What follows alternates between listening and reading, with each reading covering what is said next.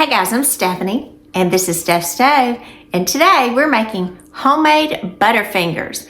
Wonderful little chocolate candies filled with that peanut buttery crunchy stuff in the middle that a lot of us are like, what is that? Well, today we're gonna find out. So let's get started and make our wonderful homemade version of Butterfingers. Here we go. All right, first thing that we need to do, you need about a small, medium-sized bowl here that you're going to be melting some things in. And before we melt in it, I like to go in and you can take a paper towel to do this. You can use some kind of spray.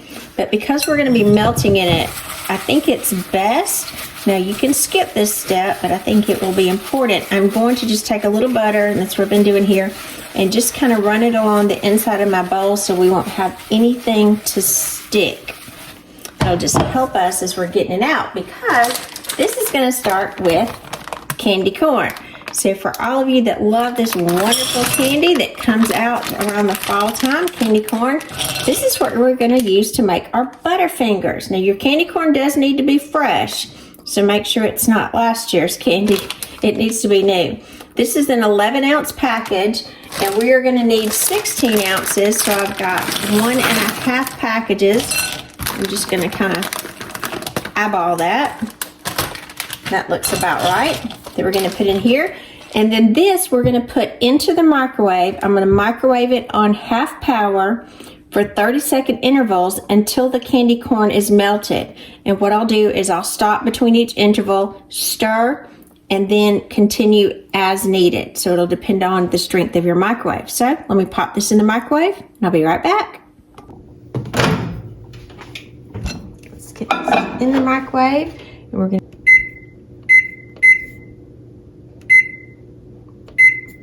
half power, start. All right. Now let's look at what we look like here. Look at that. So if we stir this around, I think we're going to get a good consistency here. So we look like we're good. So let's move back over to the stove. We've got our candy corn melted, so I'm going to give that just a little bit to cool. And then I've got a 1 cup measuring cup here that I've went ahead and greased with a little bit of butter so I can get it out. And to this, we are going to add some creamy peanut butter. So I prefer creamy on here. You could use peanut butter with peanuts. You get a little different texture in there. But again, it would be perfectly fine. It's kind of more of a preference because remember, these are a homemade version. So you can kind of tweak it just a little bit. Get all this measured out. And again, always grease with some form of oil, whether it be butter, vegetable spray, or whatever your measuring cup, because if not, peanut butter, it's very difficult to get out. So I'm gonna leave that sitting there for just a second and come back and stir this. Move to my spurtle so it's a little firmer. Get all that off. Look at that pretty color. Doesn't that just look like fall? That pretty autumnal colors. Okay, so now I'm going to take my peanut butter and add it to the melted candy corn. That seemed good. All right, we're going to work this together, and the heat of the candy corn will actually help us to melt this together. So I'm going to continue working this together, and we'll be right back. All right, we've got all of our mixture completely mixed up. I've got a little peanut butter there on the top. So you can see it's come together nicely, and it's still very warm. So I'm going to transfer this to a pan, and this is an 11 by 7 Pyrex bowl. You can use a 9 by 13. This is just going to make the mixture a little thicker, and you can see it's already kind of setting up. So I'm going to take my fingers and a little bit of butter, and I'm going to press it down. You do want to line this with wax paper and be very careful because it's still very hot, and you'll see the cracks in it, kind of indicative of the Butterfinger candy. Now you could do this in a little smaller container, and it would just be a little thicker, your pieces. So kind of it's going to depend on your preference on how thick you want your candy. If you want it a little thinner, use the 9 by 13. If you want a little thicker, use 11 by 7.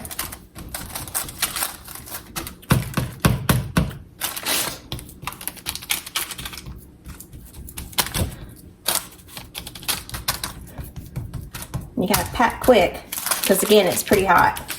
So do be careful. I know that's something you think, well, why do you have to tell me to be careful? Because I don't want someone to get burned. I even say it to myself, oh, be careful, it's hot. Just one of those things, I guess one of those mom things you do. All right, got it all pressed down. Now we are going to pop this in the refrigerator for about 15 minutes. You can even pop it in the freezer if you like, because we want this to completely firm up.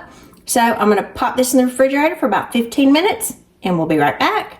All right, it's been 15 minutes, so now I've got a cutting block that I'm gonna bring out. You can see our candy came out of the refrigerator nicely. And this is what's the beauty of the wax paper. You can just pick it up. Now, if you don't use the wax paper, you can use parchment, but you definitely want your pan lined. And on the top, if you see anything on it, I just took the peanut butter that was on the top, the back of my spoon, and I just covered it with it.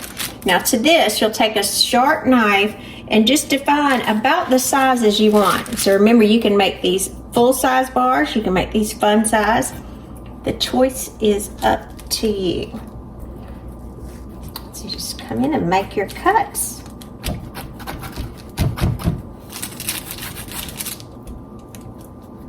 And be real careful to go all the way through.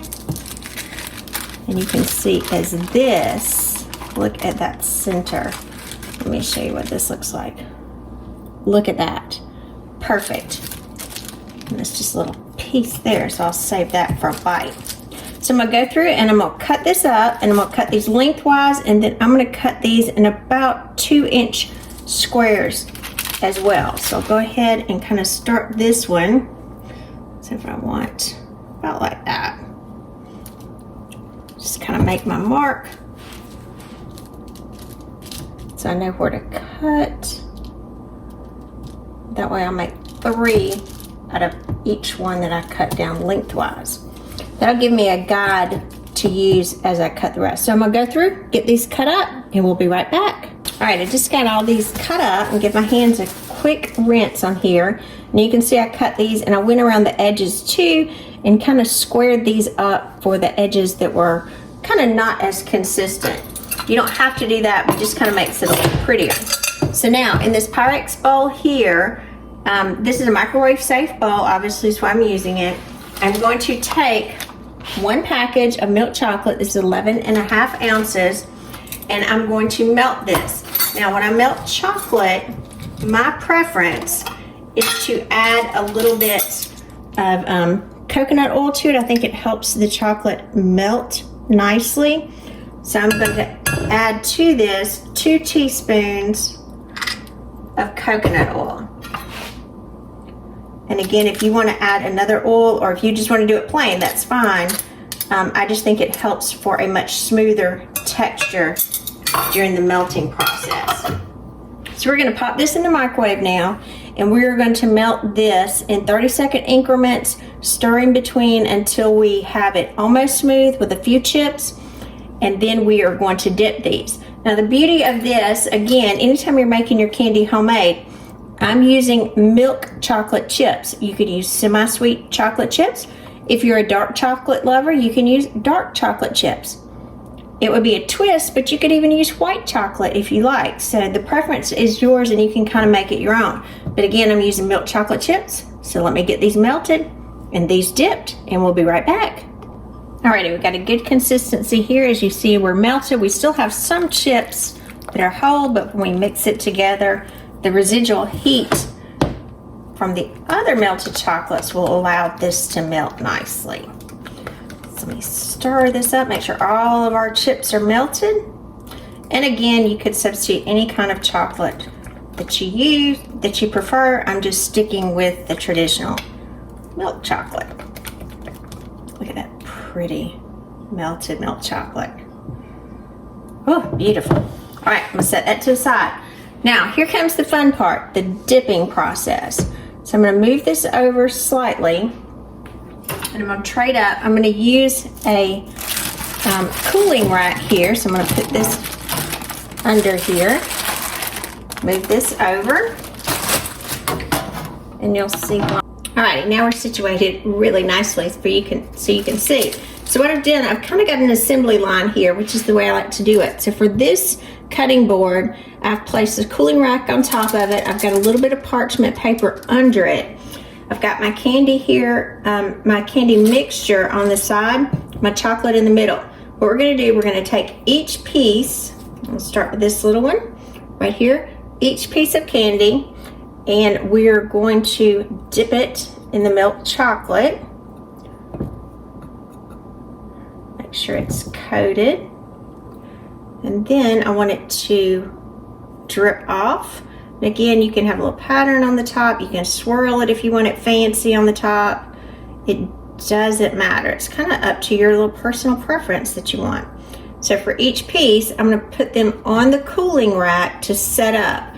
That way, if I've got any extra chocolate, it'll drip below onto the wax paper, and then it won't stick to the bottom. So I'm going to get to dipping the rest of these, and I'll be right back. All right, now we've got all of our candy dipped, so we need to just give it a little bit for it to set up. You can let it sit up at room temperature, or you can transfer this entire drying rack very carefully to a cookie sheet.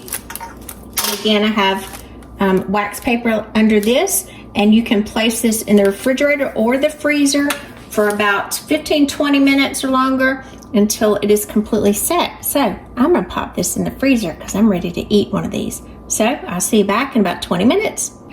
I'm Stephanie, and this has been Steph Stove. For today, we made homemade Butterfingers with just a few ingredients: candy corn, peanut butter, milk chocolate, and a little coconut oil. So you cannot count that one if you choose. But these are super delicious. I'm gonna give these a taste. Look at that candy.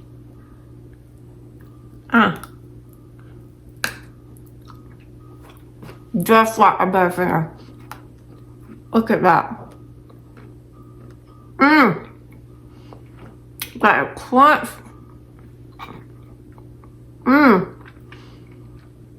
Velvet chew. Look at that, just perfect. You can't get much better than that. I even think Bart Simpson would approve of these. So remember, give us a thumbs up, click that subscribe button for more great content like this. And remember, Steph Stove, we're making memories one dish at a time. Thanks for watching, guys.